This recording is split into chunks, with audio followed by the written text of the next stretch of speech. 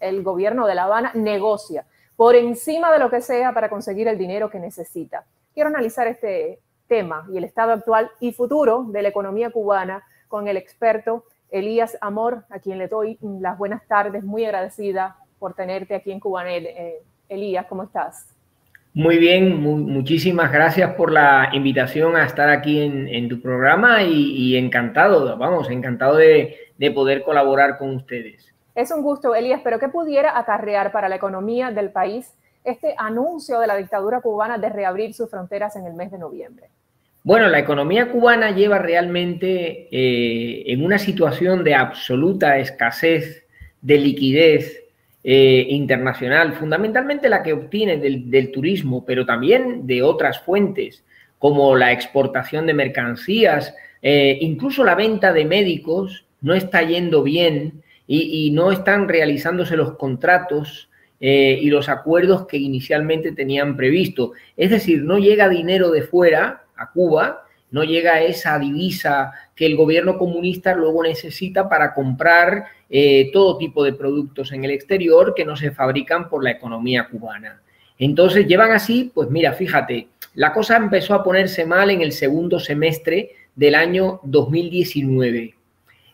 Ahí empezó el declive de la economía, fundamentalmente con una menor entrada de turistas procedentes de la mayor parte de los países, pero ya cuando se desata la pandemia, yo recuerdo perfectamente cómo las autoridades, al comienzo de la pandemia, cuando ya aquí en España estaba el sistema completamente confinado, todavía nos llegaban las campañas de Cuba, de que vengan ustedes al Caribe, que aquí no hay virus. Y yo me llevaba las manos a la cabeza y decía, pero ¿cómo es posible que digan esas cosas cuando realmente el virus se propaga con la movilidad de la gente, ¿verdad? Y bueno, pues como te he dicho, esa falta de divisas para la economía cubana es mortal de necesidad, porque, por ejemplo, Cuba necesita divisas para comprar el petróleo, necesita divisas para comprar alimentos, necesita divisas para pagar las deudas que tiene con el Club de París, que las tiene absolutamente paralizadas y no las paga, necesita divisas para pagar a Estados Unidos las compras de cereales y de carne de pollo y medicamentos que realiza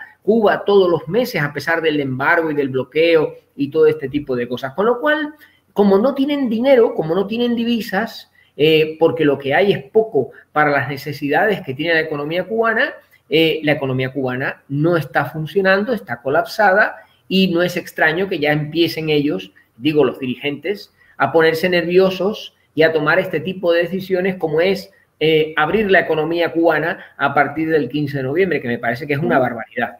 A ver, tú estás hablando de divisas y esa palabra se me quedó muy marcada hoy cuando leía tu blog esta mañana, hablando acerca precisamente de este tema. Y finalizas con una frase, estarán, o algo así, quiero hacer acuse de mi memoria, hoy estoy y les pido, les ofrezco disculpas, estoy bastante lenta porque no estoy muy bien de salud y les quiero ofrecer todas las disculpas del mundo a toda la gente que está conectada. Pero quiero preguntarte, Elías, tú dices algo como que esto será como una casa de divisas, es decir, ¿tú crees que esta decisión del régimen es para atraer turismo que quizás se pueda enamorar, digamos, como ha ocurrido en el pasado cuando hay crisis gravísimas, se puede enamorar en la isla y luego resultar en aquellos que son los que van a enviar el dinero a las personas con las que establezcan ciertas relaciones, ciertos vínculos en Cuba? ¿Te parece?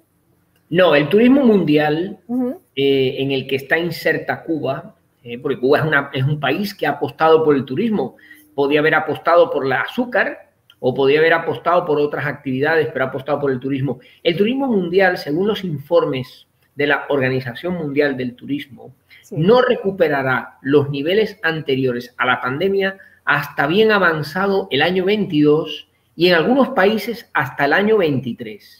Se está viendo, por ejemplo, en muchas actividades del turismo, como es, por ejemplo, los viajes de cruceros. Hay mucha gente a nivel mundial que tiene miedo a desplazarse.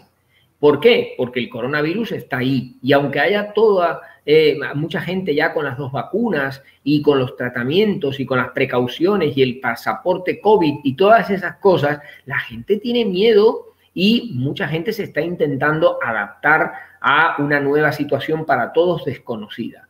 El turismo, por tanto, es miedoso. El turismo internacional no quiere tener problemas. Si un alemán o un francés o un italiano viajan a un país del Caribe a disfrutar de unas vacaciones, lo que no quiere es, por la razón que sea, infectarse del COVID en ese país y volver a su país enfermo o, lo que es peor, tener que pasar una cuarentena. Eso está provocando fenómenos muy interesantes en el turismo a nivel mundial. Por ejemplo, España. España es una potencia turística de primer nivel. España este verano ha tenido, en el mes de agosto y julio, una actividad turística prácticamente la mitad de la que tenía antes de la pandemia. ¿Por qué? Porque el turismo se ha apoyado fundamentalmente en los españoles. Los españoles han hecho turismo. La gente de España, de las capitales, se ha ido a las playas, se ha ido a la montaña, se ha hecho turismo nacional. ¿Pero por qué se produce eso? Porque los españoles tienen una capacidad adquisitiva alta y destinan los ahorros que han tenido a lo largo del periodo de la pandemia a un gasto en turismo que este año no ha tenido límite. Se habla de una campaña turística muy importante por el turismo nacional. En Cuba, ese turismo nacional no existe. ¿Qué cubano con un sueldo de $37 mensuales se puede pagar una estancia en un resort en Varadero o en María la Gorda, en Pinar del Río? Es imposible. Claro, entonces, en Cuba las pernoctaciones hoteleras, el 80% son de extranjeros y solo un 20% son de cubanos y fundamentalmente muy concentradas en lo que se llama el campismo popular, es decir, en los alojamientos de más bajo nivel. En los hoteles de 4 o 5 estrellas lo que prepondera es fundamentalmente turismo extranjero. Por lo tanto, Cuba no tiene esas posibilidades. Cuba necesita el turismo extranjero para que la ecuación que hay entre digamos, la salud de la gente por un lado y por el otro lado las divisas trate de equipararse en la medida de lo posible. Divisas que, por otra parte, no nos engañemos, no solamente van a ir a los hoteles del régimen Yagaesa, sino que esas divisas también, en buena medida, canalizarán actividad a los trabajadores por cuenta propia que han surgido en la economía cubana al amparo de la actividad turística. Por lo tanto, es un maná que ha dejado de llegar en los últimos 2 años y que, por tanto, hay también mucha expectativa de que eso se pueda conseguir. Pero para que eso se logre, la economía cubana, para que la economía cubana pueda potenciar su turismo, es importante resolver el problema de la salud. Y el problema de la salud no está resuelto. Y por eso es por lo que está pasando lo que hemos visto este verano, que los rusos, en lugar de viajar a Cuba de turismo, se están yendo a la República Dominicana. Exacto. ¿Por qué la República Dominicana está teniendo una campaña turística magnífica en el verano del 21 y Cuba no? Esto es lo que deberían de preguntarse las autoridades cubanas. ¿Por qué Costa Rica está teniendo un turismo extraordinario este verano y Cuba no? ¿Por qué hay turismo en Cancún y en la zona de Riviera Maya y no van a Cuba los turistas?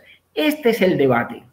Esta es la cuestión. No se arreglan las cosas con decisiones demagógicas a varios meses vista para que la gente ya vaya haciendo las reservas en Cuba. No, porque esas reservas luego se desharán y la gente al final no viajará a Meliaco-Iba ni viajará a Varadero. Se quedarán en otro sitio o pedirán a la agencia que les devuelva el dinero.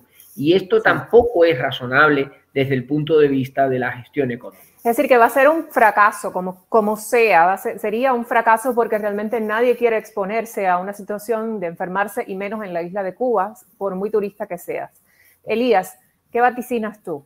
Tú has vaticinado crisis en el pasado, crisis aún mayores de las que se tiene, como explosiones económicas muy fuertes. Después de esto que estamos viviendo, que hemos vivido en los últimos meses, donde hay un caos tremendo, tanto económico como social, las protestas que vimos, y ahora estamos viendo a un régimen que realmente luce demasiado asfixiado y está tomando decisiones alocadas, porque a nadie se le ocurriría hacer semejante barbaridad. ¿Qué vaticinas tú? ¿Qué ves tú como economista? Pues básicamente creo que lo mismo que venimos diciendo desde hace tiempo. Hay un gobierno cubano, hay un régimen que no quiere renunciar a un modelo económico que se llama marxista-leninista, que está recogido en la Constitución del año 2019 y que es un modelo que ya no existe en ningún país del mundo. Ya no existe en Vietnam, ya no existe en China, ya no existe en ningún país del este de Europa del telón de acero. Mientras que Cuba se empeñe en mantener a ultranza ese socialismo y esas cosas que dicen las autoridades cubanas de que es malo ser capitalista, de que es malo el ganar dinero, que el lucro es malo, mientras que tengan ese argumentario obsoleto que no corresponde con la realidad del siglo XXI, no hay nada que hacer. Y desde el punto de vista práctico, esta experiencia del año 21 que arranca con la adopción de la tarea ordenamiento el 1 de enero, que tiene una responsabilidad muy importante en el desastre en el que está la economía cubana. Si la tarea ordenamiento no se hubiera puesto en marcha el 1 de enero, la economía cubana no estaría en una situación tan dramática como la que se encuentra ahora. Lo que nos viene a decir es, señores del régimen cubano, la economía cubana no puede seguir dependiendo del mundo. La economía cubana tiene que desarrollarse con sus propias potencialidades, lo mismo que hace cualquier otro país del mundo. Ustedes déjense de vivir de las remesas y del dinero que llega y de las divisas y de sectores orientados al exterior y empiecen a pensar en qué actividades económicas hay que promover para que los cubanos mejoren su vida, su prosperidad y su desarrollo económico con sus propias fuerzas. Exacto. Que eso se puede hacer, que se hizo antes de 1959 y que hay sectores en la economía cubana que son motores del crecimiento económico que los comunistas los rechazan. Y uno de esos sectores, Maite, es el trabajo por cuenta propia. Los trabajadores por cuenta propia de Cuba que nos están viendo en este momento son los únicos que pueden promover el crecimiento de la economía cubana. Sí, no es un invento, no es un invento tuyo ni mío. No es un modelo que tú y yo estemos ahora aquí dibujando o ideando, es algo que realmente se ha puesto en el pasado en práctica y ha dado resultados. ¿Pero por qué? Porque mira, y quiero ser enfática en esto, de este tema hemos hablado tú y yo en otras ocasiones. Sí. ¿Por qué al gobierno no le conviene que esas personas que en el pasado han tenido una oportunidad económica para salir adelante, para crecer, para realizar sus sueños, ¿por qué no le conviene al gobierno? Realmente cualquier gobierno quisiera tener ciudadanos que dependan de sí mismos y que ayuden a la vez a la economía a crecer. ¿Por qué el gobierno cubano no? Hay una combinación ahí de factores ideológicos, de pensamiento obsoleto, de reacción frente a, de reacción, digamos, visceral frente a lo que podría ser la libertad, la capacidad de elección, la libre elección de los cubanos. Yo creo que hay una capa social en Cuba cuya dimensión ignoro, porque nunca ha habido elecciones democráticas en aquel país, que no quiere que Cuba cambie. Y hay que reconocer que eso está allí. Pero yo creo que esa capa social cada vez tiene menos poder, cada vez tiene menos influencia, y lo que está viendo es de qué manera puede obstaculizar las reformas que podrían conducir a ese cambio de estructura económica que Cuba necesita para prosperar. Y ahí es donde yo creo que está la gran batalla, la batalla entre los sectores dentro del régimen que quieren mover al país, hacer cambios, transformaciones y que no acaban de tener la fuerza necesaria para hacer ese trabajo que es fundamental para el país, y luego los sectores más reaccionarios del régimen comunista que siguen empeñados en que Cuba sea pues una especie de caja, caja de la China, ¿verdad? Enterrada en una arena y con una ideología que pertenece a, bueno, yo diría ya, mediados del siglo XX. Sí, es lo más burdo que se puede, en esta historia que estamos viviendo, es lo más burdo quizás que podamos ver en cuestiones de gobierno, en cuestiones de economía. Elías, y también el punto de que el gobierno cubano, la dictadura cubana, no quiere ciudadanos empoderados, no quiere ciudadanos que sean independientes para seguir, por supuesto, haciendo de las suyas y tener terreno fértil para hacer todo el daño posible a la sociedad cubana. Yo agradezco, estaría contigo, mira, hasta mañana, probablemente conversando acerca de este tema.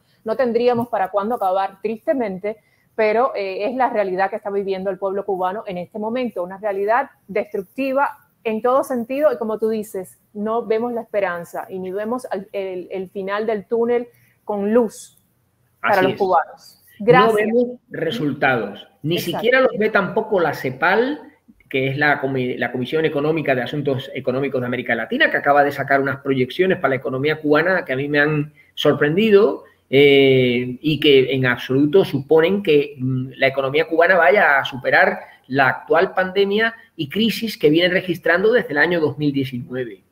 Por lo tanto, me sabe mal, no me gusta tener que dar tan malas noticias, pero nuestros compatriotas no lo van a pasar bien en los próximos meses. No lo están pasando bien ahora, pero lo que viene es peor.